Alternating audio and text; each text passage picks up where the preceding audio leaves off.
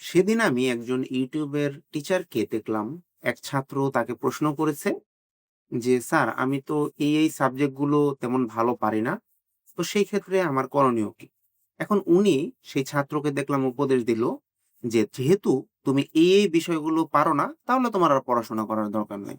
ঠিক আছে? তুমি এই জায়গায় আর চান্স পাবা না। কিন্তু দেখো আমার মনে হয় কোনো স্টুডেন্টকে এইভাবে আসলে ডিমোটিভেট করাটা ঠিক না। বিশেষ করে অন্যান্য সাবজেক্টের ক্ষেত্রে আমি তো জানি না। কিন্তু আমি যেহেতু ইংলিশের টিচার, সো আমি তোমাদেরকে বলব, ইংলিশে যদি কারো এরকম মনে হয় যে তুমি ইংলিশের বেসিকটাই জানো না, মানে তুমি খুবই দুর্বল ইংরেজিতে, আমি তোমাকে বলব তোমার ডিমোটিভেট না হয়ে এখনই যে কাজটা করা উচিত সেটা হচ্ছে কোনো একটা বেসিক গ্রামারের বই নিয়ে গ্রামারের বেসিক গুলো সবার আগে পড়ে ফেলা উচিত। যেমন আমি যদি তোমাকে বলি যে গ্রামারের বেসিক গুলো কি হতে পারে, তুমি সেক্ষেত্রে একটা কাজ করতে পারো। টেন্স এই টপিকটা সবার আগে পড়ে ফেলতে পারো। তারপর তুমি ভার্বের যে ফর্মগুলো পরিবর্তন হয়, কনজাগেশন অফ ভার্বস আমরা বলি, সেগুলো তুমি একটু দেখতে পারো। তুমি অ্যাপ্রোপ্রিয়েট প্রিপোজিশনটা পড়তে পারো। কোথায় কোন প্রিপোজিশন ইউজ হয় সেইটা তুমি দেখতে পারো। তুমি পার্টস অফ স্পিচটা সবার আগে গুরুত্ব দিয়ে পড়ে ফেলো। তারপরে তুমি গ্রামারের বেসগুলো একটু ধৈর্য নিয়ে ধীরে বুঝে পড়ার চেষ্টা করো।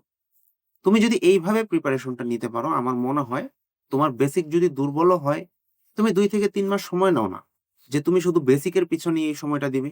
কারণ ২ থেকে ৩ মাস হযবরল করে সবকিছু পড়ে না পারার থেকে আমার মনে হয় বেসিকটাতে যদি তুমি মনোযোগ দাও এবং একদম বেসিক যে টপিক গুলোর কথা আমি বললাম, ভোকাবুলারি, পার্টস অফ স্পিচ, তারপরে আমি আর কিসের কথা বললাম বলো তো? আমি বললাম কনজাগেশন অফ ভার্বস এর কথা, টেন্স পরিবর্তনের কথা, রাইট ফর্ম অফ ভার্বস এর কথা, সাবজেক্ট ভার্ব এগ্রিমেন্ট এর কথা। এই জিনিসগুলোতে যদি তুমি মনোযোগ দিয়ে পড়াশোনা করার মাধ্যমে স্ট্রং হতে পারো, আমার মনে হয় তুমি ইংলিশে কিছুদিনের মধ্যেই স্ট্রং হয়ে যাবে। কাজেই ধৈর্য না হারিয়ে প্রিপারেশন এমনভাবে নিতে হবে যাতে তুমি নিজেকে নিজে শক্তিশালী করতে পারো।